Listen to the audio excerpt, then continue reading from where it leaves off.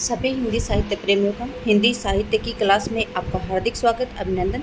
देखिए, ये क्लास उससे संबंधित है जो हम कर रहे हैं यूजीसी नेट जेआरएफ से संबंधित महत्वपूर्ण प्रश्न उत्तर कर रहे थे हम 10 इकाइयों से।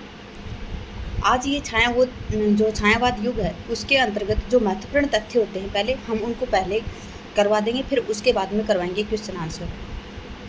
ठीक है, पहले समझ लेते हैं कि हम छायावाद युग में जो महत्वपूर्ण प्रश्न है वो किन किन पे करने वाले हैं। ठीक है, छायावाद की समय सीमा है। छायावाद का विकास द्वितीय युगीन कविता के पश्चात हुआ। सामान्यतः छायावादी काव्य की सीमा सन 1918 से 1936 तक मानी जाती है।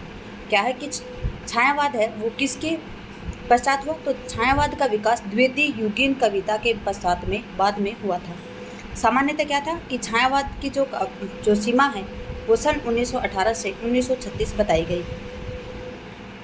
आचार्य रामचंद्र शुक्ल जी ने छायावाद का प्रारंभ सन 1918 से माना है।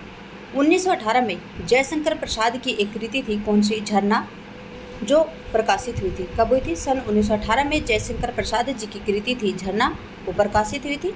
फिर उसके बाद में निराला की कविता थी जूही की कली, जो सन 1916 में ही प्रकाशित हो गई थी।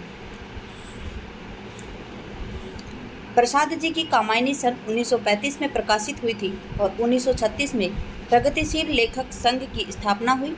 उपरोक्त सभी बातों को ध्यान में रखकर छायावाद की अंतिम सीमा सन 1936 मानना उपयुक्त हुआ है। अब बताया गया है कि विभिन्न विद्वानों के अनुसार छायावाद की परिभाषा किस प्रकार से दी थी विभिन्न विद्वानों ने। आचार्य हजारी प्रसाद द्विवेदी जी के अनुसार छायावाद की परिभाषा है कि छायावाद के मूल में पाश्चात्य रहस्यवादी भावना अवश्य थी। क्या थी? कि छायावाद के मूल में क्या थी? पाश्चात्य जो रहस्यवादी भावना थी वो अवश्य थी। इस रहस्यवाद की मूल प्रेरणा अंग्रेजी की रोमांटिक भावधारा की कविता से प्राप्त हुई थी। इस कौन सा? जो छायावाद के मूल में क्या थी? पाश्चात्य रहस्यवादी भावना। और इस रहस्यवाद की मूल प्रेरणा है वो कहाँ से मिली थी? तो अंग्रेजी के जो रोमांटिक भावधारा है उससे मिली थी। फिर है आचार्य नंद दुलारे वाजपेयी के अनुसार मानव तथा प्रकृति के सूक्ष्म किंतु व्यक्त सौंदर्य में आध्यात्मिक छाया का भाव छायावाद की सर्वमान्य व्याख्या हो सकती है। क्या बताया है? कि मानव और प्रकृति के अंदर सूक्ष्म किंतु जो व्यक्त सौंदर्य होता है उसकी आध्यात्मिक छाया का भाव ही छायावाद की सर्वमान्य व्याख्या हो सकती है। और ये कथन, ये परिभाषा किसकी है? आचार्य नंद दुलारे वाजपेयी की। अगली परिभाषा है आचार्य रामचंद्र शुक्ल जी की। छायावाद के लिए इन्होंने कहा है कि छायावाद शब्द का प्रयोग दो अर्थों में समझना चाहिए। क्या कहा रामचंद्र शुक्ल जी ने? इन्होंने कहा है कि छायावाद की परिभाषा मतलब छायावाद शब्द का प्रयोग दो अर्थों में हमें समझना चाहिए। एक तो रहस्यवाद के अर्थ में क्या समझना चाहिए? एक तो रहस्यवाद के अर्थ में समझना चाहिए। और रहस्यवाद में क्या? जहाँ उसका संबंध काव्य वस्तु से होता हो। रहस्यवाद में क्या? कि जहाँ उसका संबंध काव्य वस्तु से होता हो, अर्थात कवि उस अनंत और अज्ञात प्रियतम को आलंबन मानकर अत्यंत चित्रमयी भाषा में प्रेम की अनेक प्रकार से व्यंजना करता है। क्या करता है? कवि है वो अनंत और अज्ञात प्रियतम को आलंबन बनाकर अत्यंत चित्रमयी भाषा में प्रेम के अनेक प्रकार की व्यंजना करता है। कौन? कवि। किसको आधार बनाता है? अनंत और जो अज्ञात प्रियतम है उसके आलंबन को आधार बनाता है और उसकी चित्रमयी भाषा से प्रेम के अनेक प्रकार की व्यंजना करता है। छायावाद का दूसरा प्रयोग काव्य से लिया पद्धति विशेष में व्यापक अर्थ में दिया गया। ठीक है, और छायावाद का दूसरा प्रयोग, पहला प्रयोग कहाँ पे होगा? रहस्यवाद के अर्थ में। और रहस्यवाद भी क्या होगा?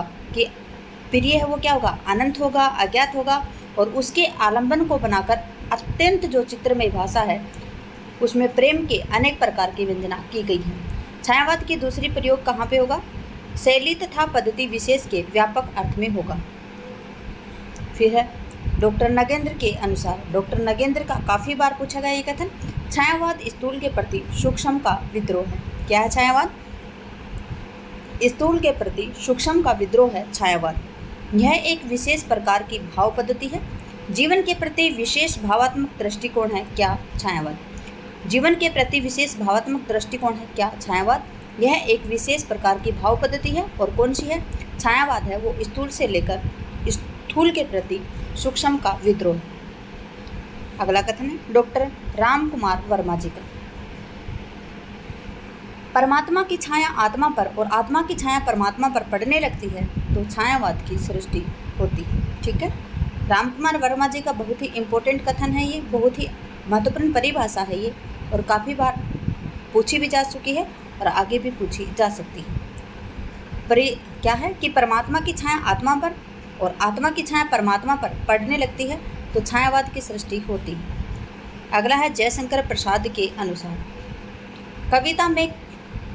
कविता के क्षेत्र में पौराणिक युग की किसी घटना अथवा देश विदेश की सुंदरता के बाह्य वर्णन से भिन्न जब वेदना के आधार पर स्वानुभूतिमय अभिव्यक्ति होने लगती है तब हिंदी में उसे छायावाद नाम से अभिहित किया जाता है। क्या है कि कविता के क्षेत्र में पौराणिक युग की किसी घटना का अथवा देश विदेश की सुंदरता के बाह्य वर्णन से भिन्न जब वेदना के आधार पर स्वानुभूतिमय अभिव्यक्ति होने लगती है तो हिंदी में उसे ही छायावाद कहा जाता है। स्वानुभूति अभिव्यक्ति होने लगती है और उसी को छायावाद कहा है, ये कहा है जयशंकर प्रसाद ने। ध्वन्यात्मक लाक्षणिकता, सौंदर्यमय प्रतीक, विधान तथा उपचार के साथ स्वानुभूति की विवृद्धि छायावाद की विशेषता है। कौन कौन सी है? ध्वन्यात्मकता, लाक्षणिकता, सौंदर्यमय प्रतीक विधान, उपचार के साथ स्वानुभूति की विवृत्ति छायावाद की विशेषता है। अगला है महादेवी वर्मा जी का है छायावाद तत्वतः प्रकृति के बीच जीवन का उद्गीत है। ठीक है, क्या है? प्रकृति के बीच जीवन का उद्गीत है क्या? छायावाद। क्या है?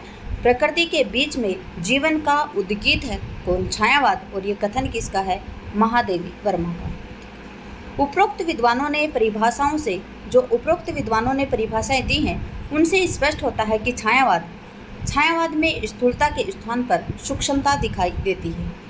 क्या बताया है कि छायावाद में क्या दिखाई देता है? स्थूलता के स्थान पर सूक्ष्मता दिखाई देती है। और ये कथन भी किससे संबंधित था? डॉक्टर नागेंद्र से। छायावादी काव्य में रहस्यवाद प्रवृत्ति विद्यमान है तो ये किस कथन से निकल कर आ रही है? तो ये रामचंद्र शुक्ल जी के कथन से निकल कर आ रही है कि छायावाद काव्य में रहस्यवाद प्रवृत्ति विद्यमान है। छायावाद प्रेम, प्रकृति और सौंदर्य का काव्य है तो यह भी इनकी महत्वपूर्ण एक विशेषता है। क्या परिभाषाओं में निकल कर आता है कि छायावाद प्रेम, प्रकृति और सौंदर्य का काव्य है। छायावाद में स्वानुभूति की प्रधानता होती है और स्वानुभूति की प्रधानता, देखिए स्वानुभूति की प्रधानता किसने बताई थी? जयशंकर प्रसाद जी ने बताई थी। देखिए स्वानुभूति अभिव्यक्ति किसने बताई थी? जयशंकर प्रसाद ने।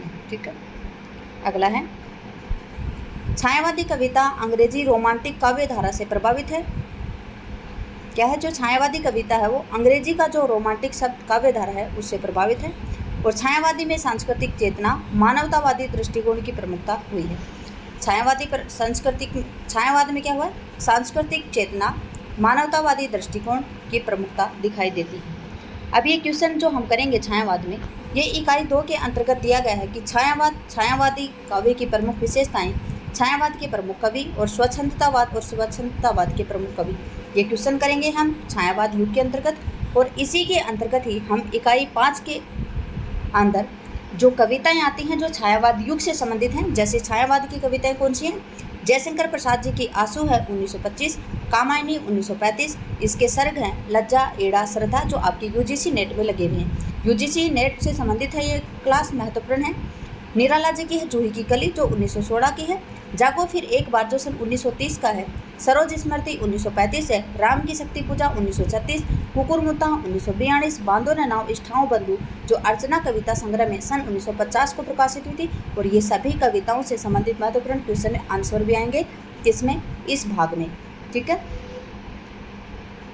अगला क्वेश्चन अगला है, देखिए फिर है सुमित्रा नंदन पंत, जिनका जन्म 1900 और मृत्यु इनकी 1977 को हुई थी। इनकी कविता है परिवर्तन, जो एक लंबी कविता है जो सन 1926 में प्रकाशित हुई थी। ये भी दी गई है आपके सिलेबस में। प्रथम रश्मि भी आपके सिलेबस में है, और द्रुत झरो जगत के जीर्ण पत्थर ये भी आपके सिलेबस में है, और ये इनसे संबंधित जितने भी महत्वपूर्ण क्वेश्चन आएंगे वो हम आपको करवाएंगे। ठीक है। उसके बाद में है महादेवी वर्मा। महादेवी वर्मा 1907 को इनका जन्म हुआ, मृत्यु इनकी 1987 को हुई। और बीन भी हूँ मैं तुम्हारी रागनी भी हूँ, ये आपके यूजीसी नेट जेआरएफ में लगी हुई हैं ये चारों रचनाएं, और इन चारों से संबंधित आपको महत्वपूर्ण क्वेश्चन आंसर करवाएंगे। बीन भी हूँ मैं तुम्हारी रागिनी भी हूँ, मैं नीर भरी दुख की बदली, फिर विकल है प्राण मेरे, यह मंदिर का दीप इसे नीरव जलने दो, और इन सबसे महत्वपूर्ण क्वेश्चन आंसर आपको करवाएंगे। अगला है स्वच्छंदतावाद, और इसका अर्थ है मुक्त होना। ठीक है। और स्वच्छंदतावाद के कवि हैं कौन? 4 यहाँ पे महत्वपूर्ण दिए गए हैं, और आपके यूजीसी नेट जेआरएफ में बार बार पूछे जाते हैं, और अब की बार भी ये ही आने वाले हैं। श्रीधर पाठक है, जिनका जन्म 1860, कहीं कहीं पे इनका जन्म 1859 भी आपको मिलेगा, आप याद रखेंगे। 1928 में इनकी मृत्यु हुई थी। हरिवंश राय बच्चन 1907 से 2003, रामेश्वर शुक्ल अंचल 1915 से 1995, और नरेंद्र शर्मा जी का जन्म सन 1913 से 1989। ठीक है। इन कवियों के बारे में पढ़ेंगे, इनकी महत्वपूर्ण रचनाओं के बारे में पढ़ेंगे। फिर है छायावाद की विशेषताएं बता देते हैं हम आपको। छायावाद की विशेषता है आत्म अभिव्यक्ति हुई है इसमें, सौंदर्य चित्रण किया गया है इसमें, नारी का उदात्त रूप में चित्रण है, प्रकृति का चित्रण है, दुख और वेदना की अभिव्यक्ति इसमें हुई है, रहस्यवाद की प्रवृत्ति भी है, कल्पनाशीलता है, शिल्पगत विशेषताएं हैं इसमें, बिंब योजना और प्रतीक योजना भी है इसमें। ठीक है। हाँ जी, ये हुआ हमारा छायावाद से महत्वपूर्ण तथ्य। और छायावाद के अंतर्गत आपको क्या क्या पढ़ाने वाले हैं, कौन से क्वेश्चन करवाने वाले हैं, और किस प्रकार से करवाने वाले हैं। तो अगली क्लास होगी आपके जो छायावाद युग से संबंधित महत्वपूर्ण जितने भी प्रश्न उत्तर हैं, लगभग मैं आपको 250 या 300 के बीच में क्वेश्चन करवाऊंगी। ठीक है। कितने क्वेश्चन होंगे? 200, 250 या 200 के बीच में होंगे। ठीक है। 200 या 250 के बीच में तो पक्के होंगे।